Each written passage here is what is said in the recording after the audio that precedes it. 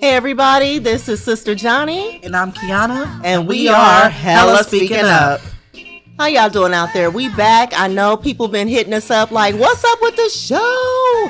But somebody been on vacation. They got that long money and she's back. That would be Kiana. How you doing, Kiana? I got them deals from Southwest, them $59 deals. Because we can't go nowhere without a deal. No. But yeah, I've been on vacation. My kids' birthdays and then my birthday passed. So, yeah. You know, I needed a little breather and a little break from the everyday. All right. That's good. And happy birthday, Queen, once again. Thank you. Welcome back. So we back. We just going to jump right into it because she's back and She got some things on her heart and her mind. And she going to take the floor with the very first topic that we talking about, y'all. Absolutely. So I want to talk about first, we want to congratulate Mr. Fab from opening up his store downtown Oakland. That's right. The spot he had on Market Street. So, and that was a big thing because, you know, we ain't got too many of us downtown in downtown Oakland who can pay that rent, you know, because it's, you know, scarcity, y'all. It's gentrification still. For real. You know. So we want to jump on in and talk about the trending topic right now is about the prices he has in his store for his things. Right.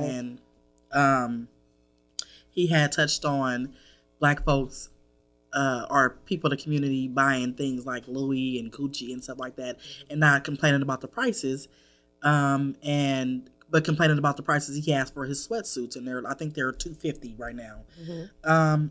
And the thing about it is I want to commend him because he is a pillar of the community. He does have grassroots in the community. He does do for the community. He was just at McClymonds High School, my son's school, and he was there mentoring them and, you know, telling them about the business and the ins and outs about life, you know. Right. And I think that we do tend to actually buy things and not question their prices or not try to lowball them for their prices because, you know, they're the brands that everybody are wearing. But when it comes to our money and for our people, we do tend to try to lowball them. I do it myself, you know, like I do. But I feel like for the wait. Let's go back. When you say we do tend to lowball them, because I want you to explain that because I don't want nobody to be like, lowball what? What's she talking about? Like, because you want to explain that. Well, we always want a deal. Right. For our brother and sister. We always want that. We don't never ask Gucci or Fendi or whoever else for a deal. Now we might go into a clearance rack, but we don't never say, "Can you go down on your price?" We don't never ask them that. Can we go down on their prices? But we do ask our brothers and sisters, "Can you give me a deal?" That's just the culture. Not saying that it's good or bad, but we do be wanting a deal from our brothers and sisters. Like, hey, we know you got your brand out and da da da da. But can we get a hookup? $10 off. I was just talking to my cousin about this very topic. I can't believe you said that, but yeah, we do want to hook up. But do you think it's a cultural thing? Because you, my brother, you, my sister, you know how hard it is for us to make it, and now you in the store, and you know the struggle is real. Can you hook us up? Is it like that? I agree on both parties. Yeah, I do. I am the type who do want hook up if I can get it. I do, but to say we don't say that to the Louis and the Gucci. So I feel like if I'm not going to ask them for hookup, why should I ask my brother for hookup who actually trying to make it just like I am? If I'm spending $250 for Jordans for my kids, why I can't spend $250 for them for the sweatsuit? You know, I really don't. Yeah.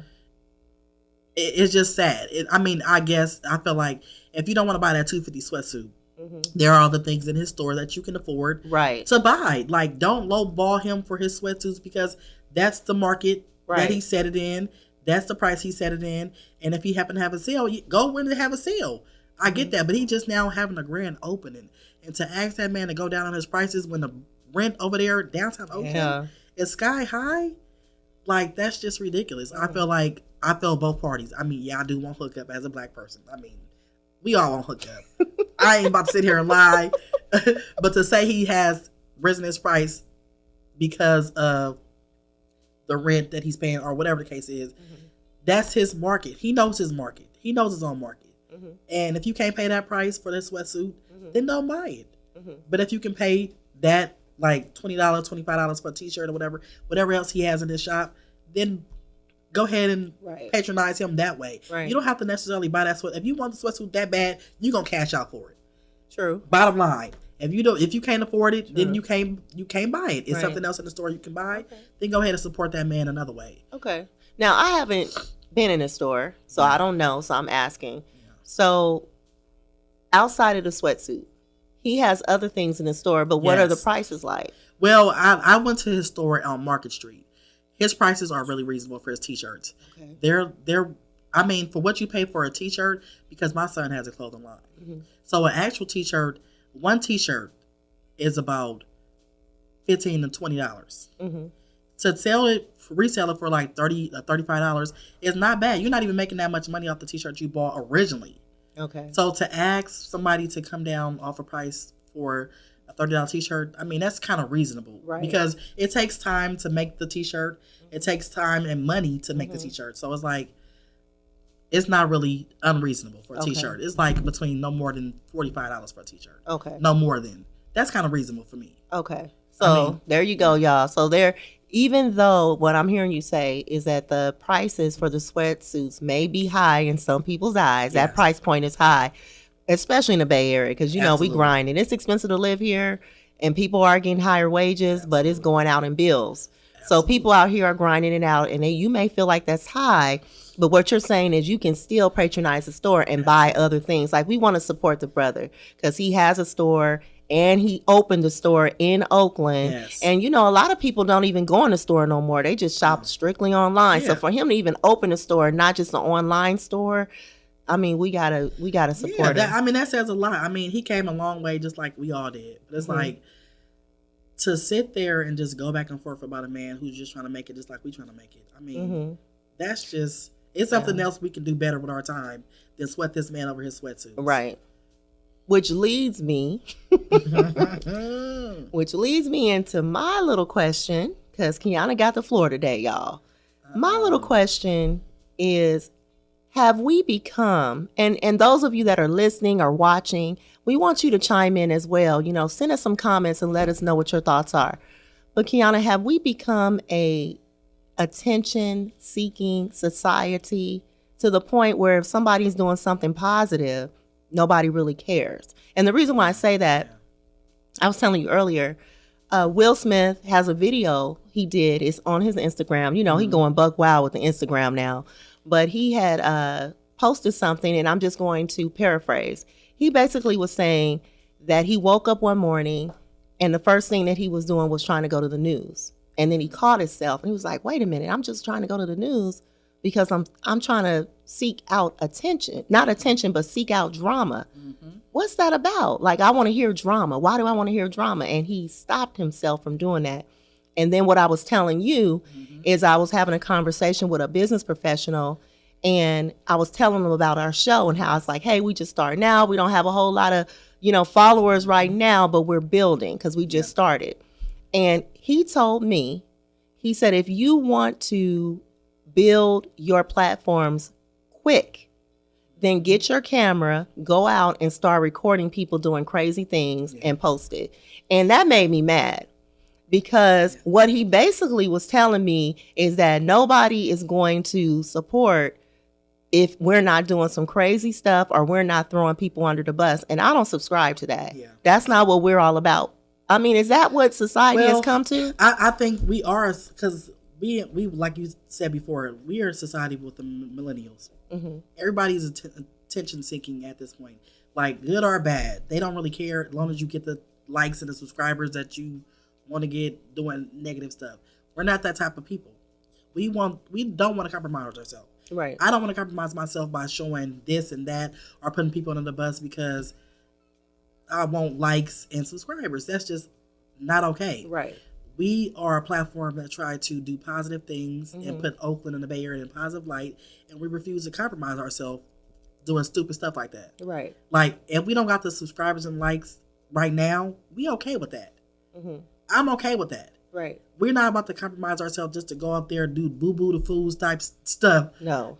Just to get people to like us. It's not that serious. It's not. If you don't like us for our original, authentic selves, then hey, somebody else will. Yeah. Because apparently it's a whole lot of platforms out there that's doing that. That do stupid stuff. Like, that's just Chicken George stuff. Like, I ain't got time for that. Right, Like, right. I don't have time. Right. But we are a society of attention seeking, and as crazy as it sounds, if I post something positive on my platforms, like other platforms other than our Hello Speaker Right. platform, I might get like 2 or 3 likes, and I'm okay with that. Right, but because I feel like at that present time I want to post something like that. Mm-hmm. But if I post like I'm mad at so and so, or I'm gonna get you, girl, or I'm telling people that I'm just jealous of somebody, or just anything, just negative, any subliminal that doesn't have nothing to do with anything positive, I get about 40 or 50 likes, and I'm like,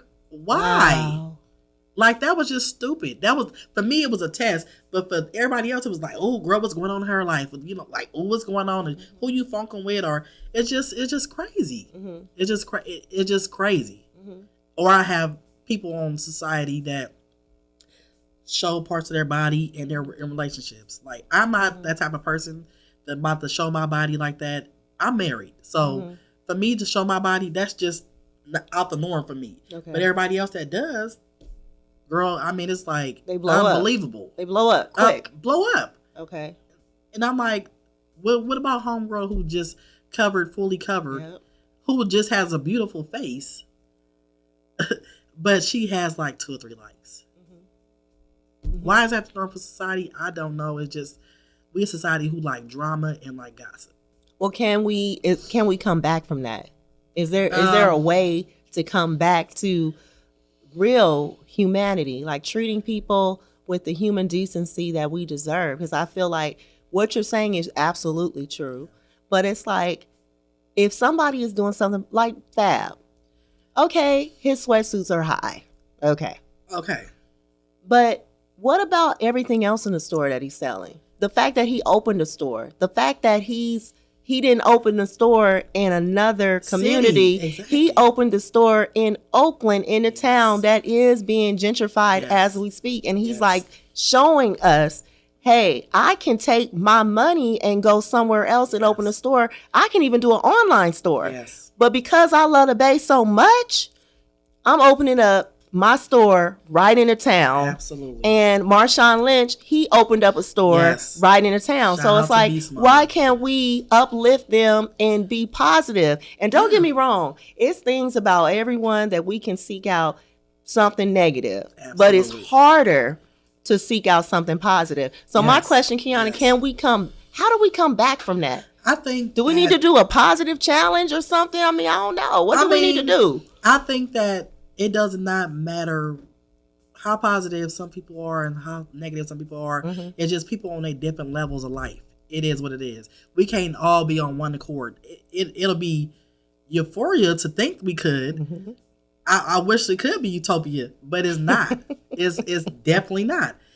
Everybody on their own stage of life, and we have to get at them and at their own level.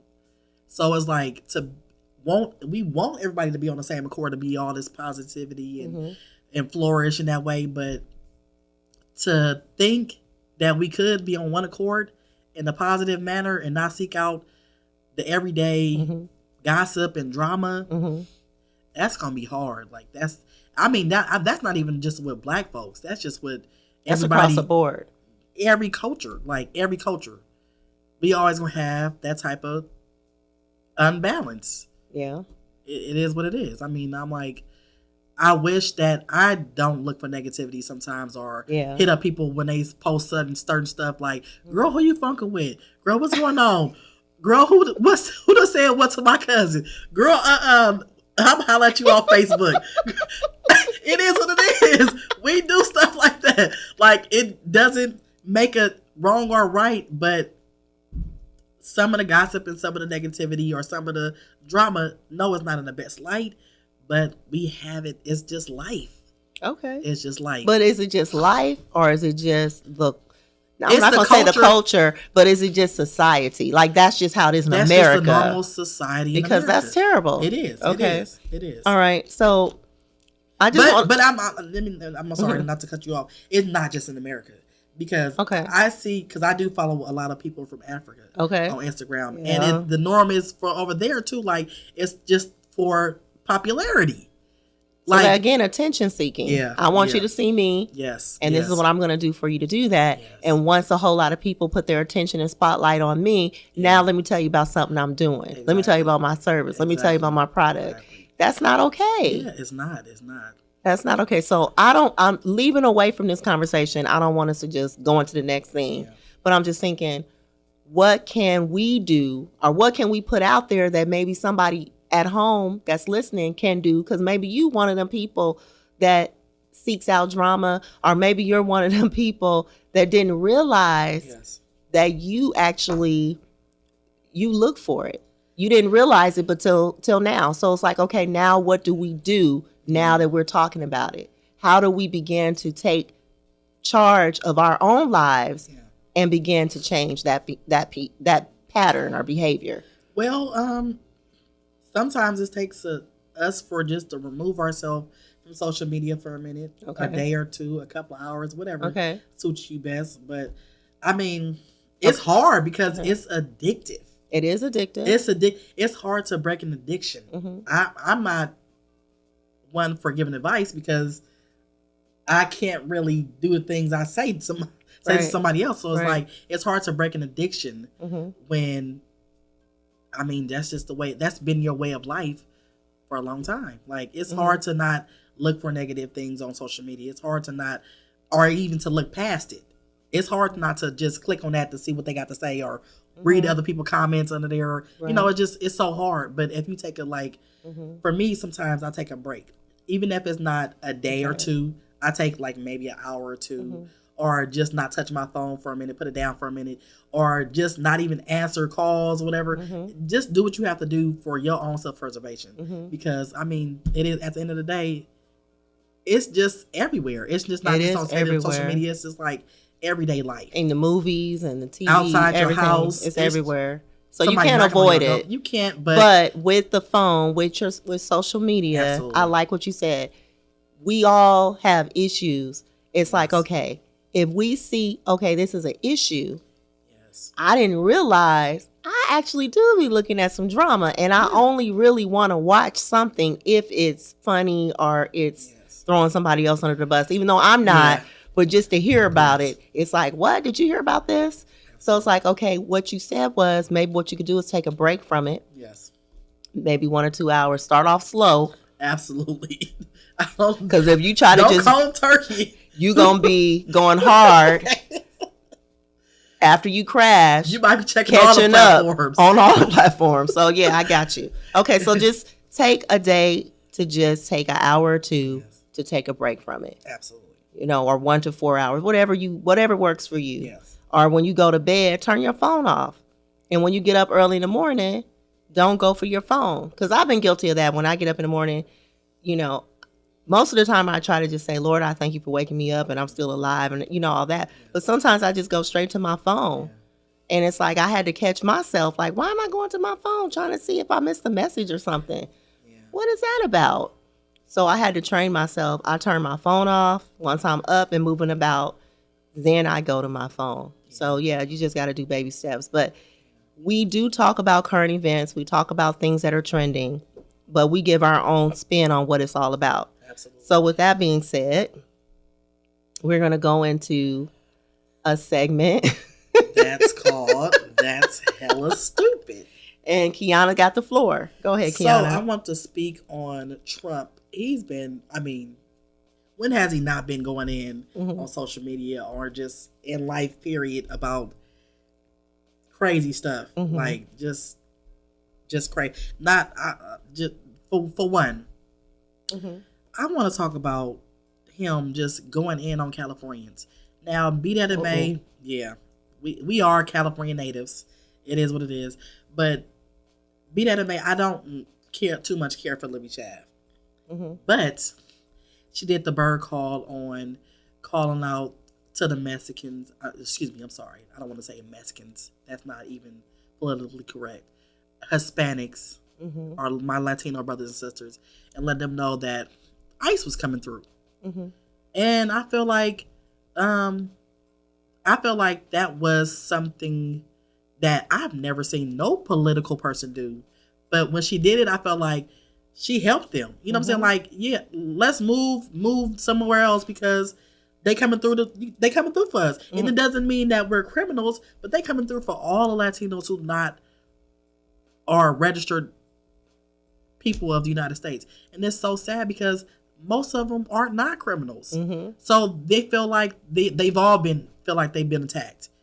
So I feel like, was it right for her to do that?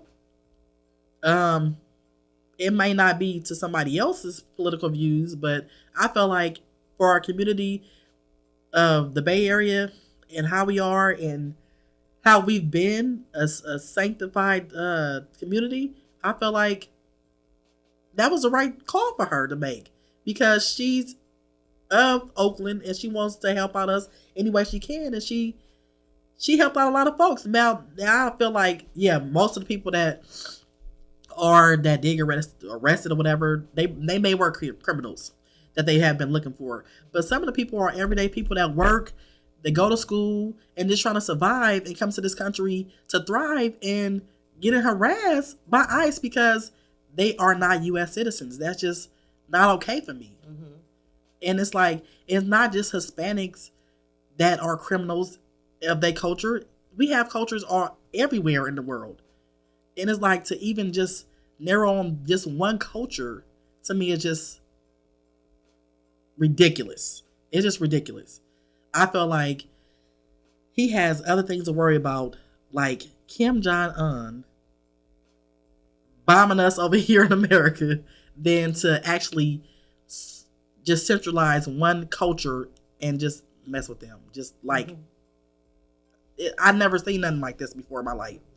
It's just unbelievable. And another thing I want to speak on is just him I feel like Kim Jong-un really doesn't want to meet with us. Well, meet with him. I'm not even going to say us because I'm not even of his cabinet. I just feel like he does not want to meet with him because he's a fool. He's just like a clown. Like, nobody want to be seen with that man in public, or he's the type of person that nobody wants to claim, but we'll go on a date inside the house. But publicly, I can't claim you like that.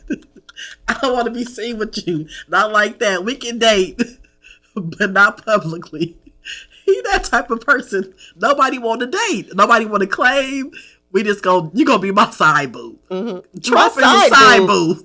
Trump is the side boo. I don't care that nobody want to be seen with. Wait a minute, y'all. Now, I know she got the floor and she's talking, but did y'all catch that? I ain't saying I got a side boo. No, not her. No. But she just came up with some new terminology here. She said side boo. Okay. For the record. But I'm just saying, like, I just feel like side boo. I just feel like it's just, for politically wise, for him not wanting to bomb us or just to break the olive branch, I feel like it has to be done, but nobody wants to do it, but it has to be done. Yeah. I just feel like it's just a forced issue that nobody really wants to deal with, but we got to deal with it because it's just the elephant in the room. Yeah. We ain't trying to get bombed, so we need them to come to the table. Yeah, but it's a touchy, I want to chime in here. Yeah. It's a touchy situation. It is. Because of all the people that he need to be careful with his words, yes, I believe it's with him. Like, he needs to leave him alone. Yes. But then sometimes I wonder, is this like politically charged? Is this like a smoke screen that they put out for us to feed into when it's something else really going on? Yeah. It's kind of like David Copperfield. I don't know if y'all remember David Copperfield, but it's like magician. David Copperfield is doing this right here, and all the attention is on David Copperfield, and everybody's looking at him right here, but over here in the peripheral is what is really going on, what's really happening, and what we really need to be paying attention to. But everybody looking at him right here and don't understand some other things are happening right in front of us, but we can't see it because of this right here. This right here. Exactly. We only looking right here. Yes. So I don't even know. I know y'all that's listening, I don't even know if that's real. You know what I mean? Because I feel like that's because that whole situation seems suspect. Yeah, That's all I'm gonna say. Yeah, I don't know what's really behind it. Is what I'm trying to say. And then I felt like, that maybe or maybe not be a terror threat is Kim Jong Un. But another subject I want to talk about is the threat in our own house. Why are we not calling these people terrorists up in our own house that are not of any other multicultural descent? What do you mean? Like this man just went into the school and just killed all these people who was clear folks. But we not calling him a terrorist. He was a terrorist. Oh, mentally ill is what they. Oh no, we not. I think that's the title. Yeah, yeah. That's the title we use too loosely on these people that's mentally doing ill, foul stuff. Like the dude that just killed people in Vegas. Like, forget mental illness or forget not trying to solve the story. They were terrorists on our own backyard. Right. Let's not try to sweep that under the rug. Like, they were terrorists, but you steady calling our Muslim and our Latinos terrorists. Like. Well, I think because I want to chime in. I think we're still dealing with the big elephant in the living room, which is white supremacy. Yes. And if you guys are listening for real, listening, not just hearing us. Absolutely. If you research what white supremacy is, because sometimes that's thrown out and nobody really knows what that means, but it's a hierarchy basically to race. It's really terrible. But I think that's what we're dealing with in terms of like, is this a terrorist or is this mental illness? And don't get me wrong, I always speak about mental illness because I have members in my family that's challenged with that, and that's a real thing. And me as well. However, whenever I feel there's someone that is not of color that commits these heinous crimes, it's always labeled as mental illness and not, as you say, a terrorist, which is not okay. So that lets you know, like, there's a spin put on all this stuff. Yeah, and it's like, and it's crazy. I'm so like, over that. Absolutely. And then I want to touch on, like, with the police, you know, the young man not too long ago was shot down by Oakland BART police. Oh, yeah. In front of one of my... down in West Oakland. Yeah, one of my friends' shops. And it's like, why? Like, how was he a threat on the ground? Yeah, you heard that he had a gun, but it wasn't even said that he had a gun. Then I heard that from my own people who actually seen the whole thing that he wasn't a threat. They were on the ground tussling. And I know what we're talking about, but Kiana, bring the listeners up to speed because I feel like that was combed over and it hasn't really gained the traction that it needs to. Tell people what happened, and y'all go Google it and follow this story. Yeah, so I wouldn't even say a couple of weeks ago. It was like about 2 months ago. I'm sorry, not even 2 months ago. Like a month ago. Yeah, it's probably about a month. Two men were tussling on the ground by the BART station. Someone said that one of the young men had a gun, and the police officer ran across the street, and they said that he called out to have them stop or whatever the case is, but shot the man down on the ground, execution style. And he died. And that I've heard that the police officer was given like 3 weeks leave, paid leave, until they did the investigation, and he came back to work, I think, on the same scene. So, and then the people are saying that, why did you guys bring that man back? They said the investigation went over and he had not did anything wrong. He felt it was a true threat, and they found that the investigation was that it was a true threat. But he executed that man. He did not just shoot that man once like a warning shot or anything like that. He shot that man execution style. One of my friends who actually seen it from her own vehicle, seen the whole thing, and she said they shot that man down. Wow. Shot him down execution style. It was no type of warning, no type of trying to remedy the situation on what happened with the two guys or whatever. It was a straight execution style shot. Wow. Like several shots. And the police officer is still working. Still working to this day. See, we got to do something about that. That again goes into white supremacy. And there's a lot of people that support this show that are not Black or Hispanic or, people of color, Asian.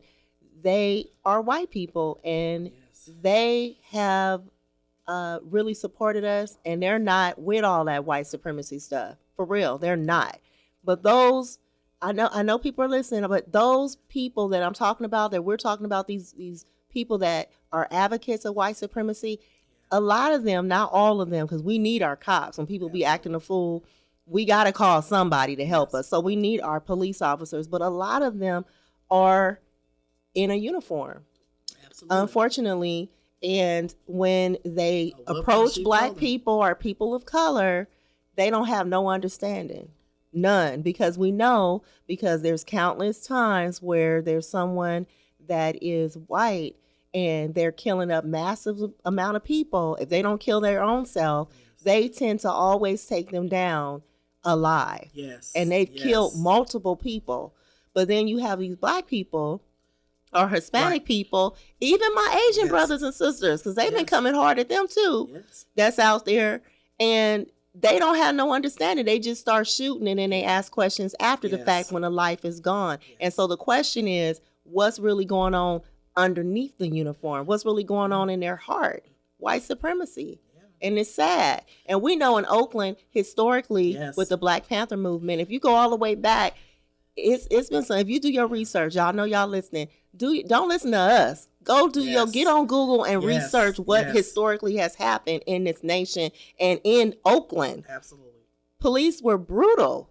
And I can't even get into all that, but just do your research. But what you're saying, Kiana, is wrong. It's unjust. And then that this happened to him. On what you said, like, we're not going to say, because I can't even say that for myself, because I've actually encountered other races of police officers who are clear folks. And many of them gave me a pass. I ain't gonna lie. So no, we're not gonna say sit up here. I'm not gonna say. Did y'all hear her say clear folks? We're gonna have a segment with Kiana's terminology, Kiana's words. She just said clear folks. Okay, go ahead. They gave me a pass, and I appreciate that. So I'm not gonna sit up here and say that all of them are. We are the target for all clear folks in that uniform. Not all. So we're not saying that, but a lot of them are. Their intent is not good for us. Right. And we want to actually target those people who, like, why are we a target? Why is our life not to be preserved? Right. When we come in contact with you guys, like, it's just crazy. Like, if you're not here to protect and serve everybody, no matter what culture they are, then you don't this isn't the job for you. On, right? Yeah, this is not the job for you. Like, it does not mean that this is a kill-all suit. Kill-all suit because I feel like I hate them. Why do you hate us? Why? We want to know why. I don't know why we're a threat to you, but we should. Well, I think that's hate. You know, hate is a small word, but it means a lot. Yes. You know, when people have hate in their life, they can't even explain why they don't like this person. Yes. It's just, oh, you were born black. You know what I'm saying? I don't like you because why? You don't even know me not to even like me. So again, that's that. When then it's that superior attitude, the white supremacy. I'm the higher race on this hierarchy, and you're down here, and therefore you need to address me as such. Yes. And that's not okay. And then why are we in 2018 still talking about race, especially in the Bay Area? Now, the Bay Area of all places is just a straight up melting pot. Yes, we don't get down with that. And then I went to the South, so. Supposedly. Yeah, I went to Texas, and being that I am pro-black everything. I don't care what nobody say. That's just how I am. That's how I grew up, and I'm proud of that. And I love my blackness. I love my little melanin, and it is what it is. But I did have my blinders on going to the South this past weekend. I mean, last weekend. I was already like, yeah, I'm just about to see some people that voted for Trump, and I'm just about to just put my cap on and be like, I'm from California, and it is what it is. If you want to battle with me, I'm ready to battle. But I didn't get that. I mean, I did see a lot of Trump supporters out there, but I also seen clear folks opening the door for me. Like, they were just like, I wasn't prepared for that. It kind of threw me back a little bit because I was already ready for war. And I'm so glad you had that yes, experience. Yeah, yes, that's major. For yes. those that don't know Kiana, man, look, that's major. I'm really excited. So I was like, for them yeah. to be, you know, they were. I mean, Southern folks do have hospitality, and I appreciate that. But it's like I was already ready for the Trump supporters to be at me, and it wasn't even like that. So I'm like, I'm glad. I'm also not glad for Trump being our president, but I'm also glad for Trump being our president because it does bring a lot of the issues to the forefront. Yeah. I mean, I don't like him, and I don't want him here, but it does bring either us together or it separates the people that didn't like us from the beginning. Okay. So I can see your point. But I think that also opened up the fact that we as people of color, you know, have to be open too. absolutely. And you can't throw everybody in one category. Yes. So, you know what I'm saying? Yes. And like I said, there are some people that's been in my corner and they're not of color at all. As you say, clear people, but them is my people and they be having my back. They don't ask me, like Cat Williams said, they don't ask you a bunch of questions when you get in trouble, and you don't want to hear all that when you get in trouble. It's like, I need help. Can you help me? And then after you ask me all them questions, it's like, oh, I ain't even got it. Like, wow. Like, what you put me through all that for? It's like, click, next. I don't go through that with my other people. I'm sorry.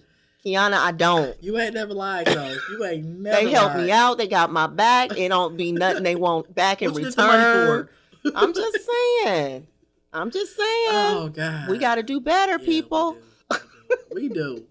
So that just showed you that, you know, everybody's not like that. I can't, for me, it had, I mean, because I was kind of narrow-minded. I ain't gonna lie. Okay, there you go. I ain't about to sit here and sugarcoat nothing. You know, it was, I know that all clear folks are not like that, but the majority of the people that I've come across, they are like that. They are people that look down upon my race. And that don't sit well with me.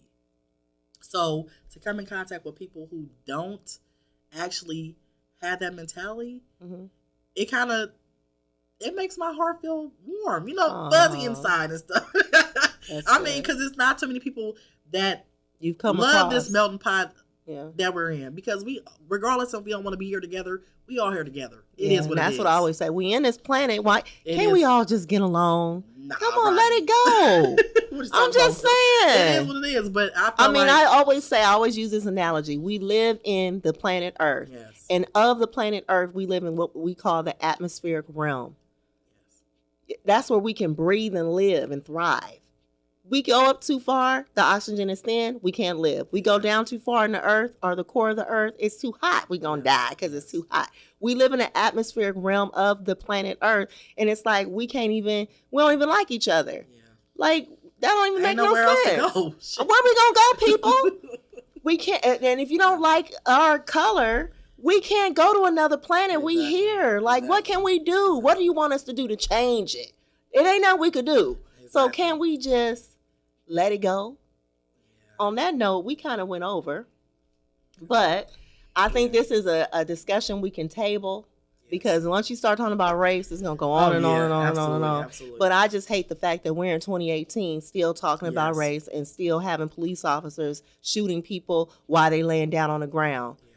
Really? And this is a man's life that was taken. Yeah, it was. And you can't give it back. No. So come on now. We still talking about that in 2018. So we're going to go ahead and tailor this, come back to it another time. Is there anything else you want to talk about, Kiana? No, that's about it. We talked about Mr. Fab, and he's wonderful in the community. He's doing good things, and we hope this man flourish in his business. Yes. And we hope that the people who do want to support him, and pay that $250. And like we said earlier, there are other things that you can buy in the store other than that $250 sweatsuit. We want to thank everybody who's been listening with us, waiting on us with my little hiatus, and we love you and continue to support us because we need you guys. Not only do we need you guys to be listeners, we need you to subscribe to us. Hit that like button. We on all the platforms, Facebook and Instagram. Subscribe, follow, and Twitter. Let people know. Absolutely. And we do have a website, HellaSpeakingUp.com. That you can also go ahead and put your little footprints on. Okay. And that's about it. All right. I think that's it. We're going to see you next time. Thank you so much for supporting us. We'll be back. Mr. Fab, I'm going to go to the store. I'm not going to get no $250 sweatsuit because, I ain't got it. But I'm going to get a shirt. Absolutely. God bless all y'all. Thank Have you. a good day. Hella speaking up.